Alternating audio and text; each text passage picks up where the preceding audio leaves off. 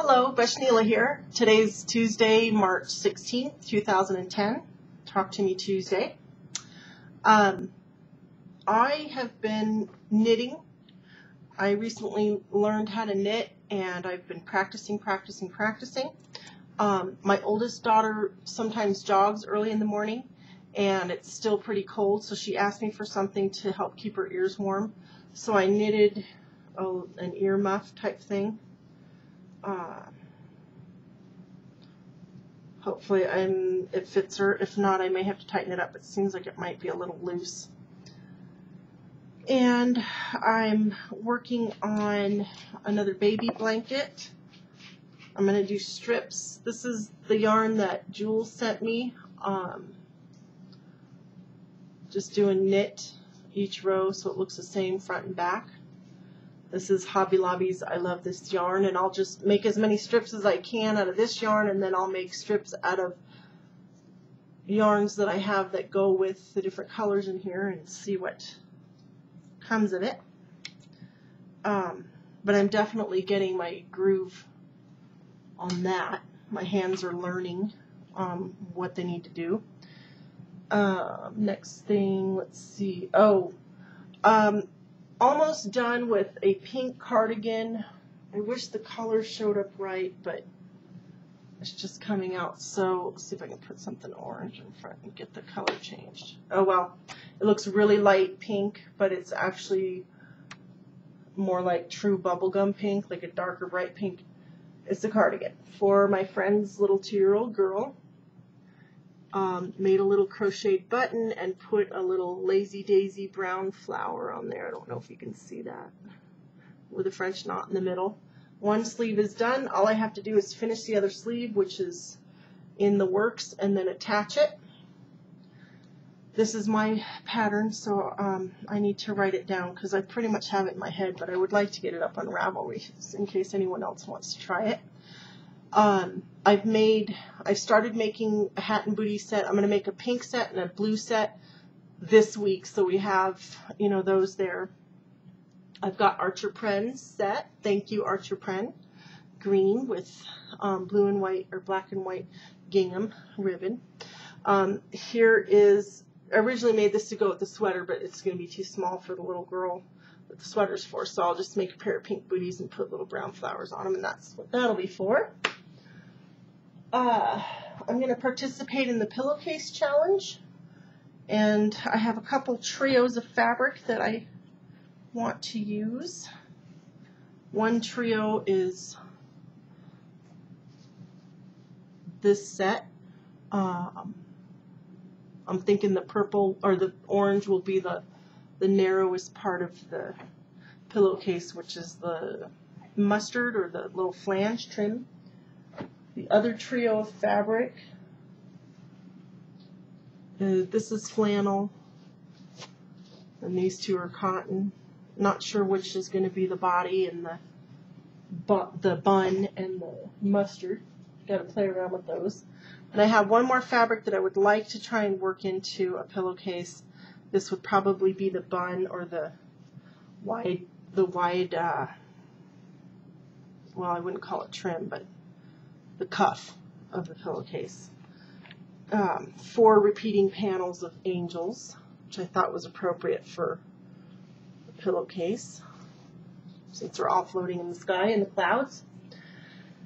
I came across some snapshots I took of a wooden slatted chair that I painted for a dear family friend. I don't have the chair because I gave it to him, and but I kept the pictures.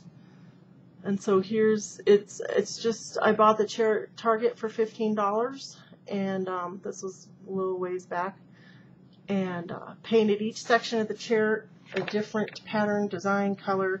Here the chair's folded, kind of gives you a better view of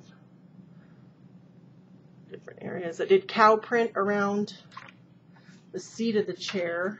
You can see cow print, sunflowers, clouds.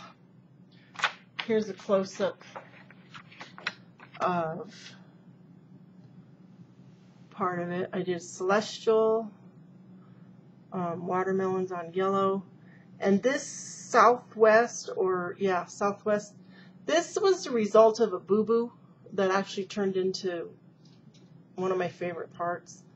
The reason I ended up doing these little black kind of Native American hieroglyphic type things is because I got a mark of fine tip Sharpie on there, and I sort of kind of panicked, but then I decided to make something of it and did that. My favorite slat on the seat is the confetti. I just used the handle end of a paintbrush and did different size paintbrushes, so the handles were different sizes and did different dots. I think I'm holding it upside down. Watermelon, fish. Yeah, there's the cow print. That's that. And then I made a thank you card that I need to send. I have to get a template for envelopes, but I use watercolor pencil to make a simple little thank you card. These are lupins, my interpretation of lupins. Okay, and unfortunately, I am not going to be able to participate in Criterion's ATC swap. I was one of the first people to sign up. I got all excited. I started making ATCs, figuring out what my style was and this and that.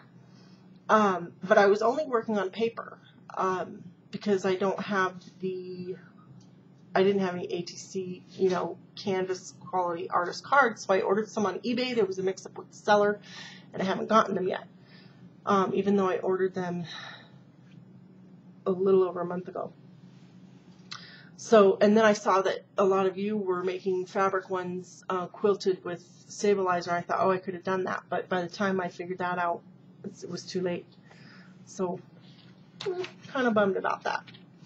And then Harry Potter reading, I somehow got off track. I don't know if it was the holidays or what, but I just got off track from reading every night when I crawled into bed. And I haven't read in a while. I'm about halfway through Order of the Phoenix. It's overdue, but that's okay. I'll just pay the overdue fees, renew it, and get back on track reading that. I saw, was it a music video or like a video of Order of the Phoenix or like a movie preview? But I mean, the preview had me in tears for Order of the Phoenix. Or did I see? Did they show it and I saw like the end of it? I can't remember.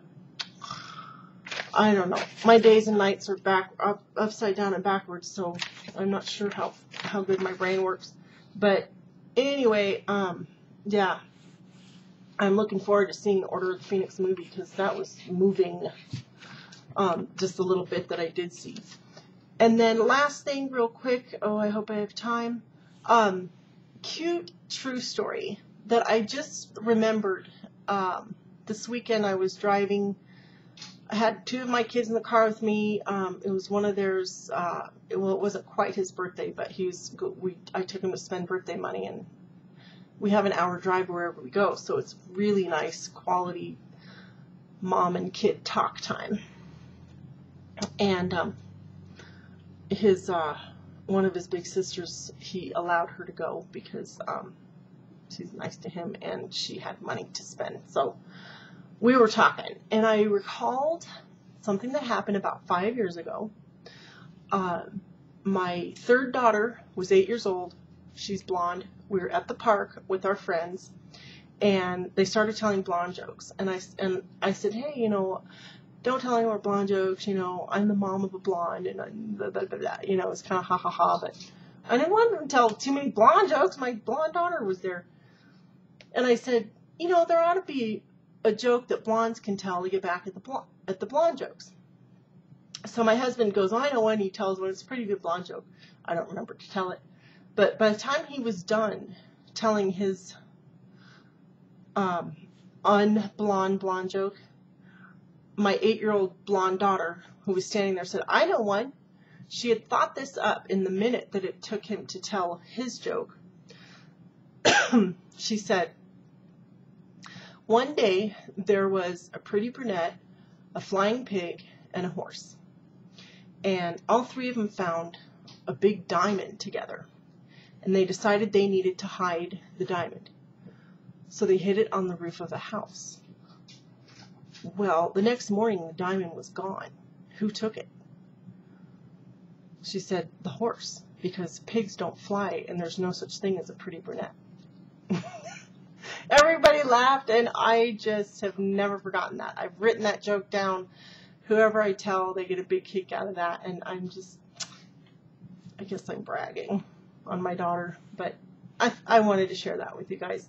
So that's all I have, and have a great week, and hopefully I'll see you next week. If I don't have enough stuff to show, then it'll be in 2 weeks. So take care. Bye-bye.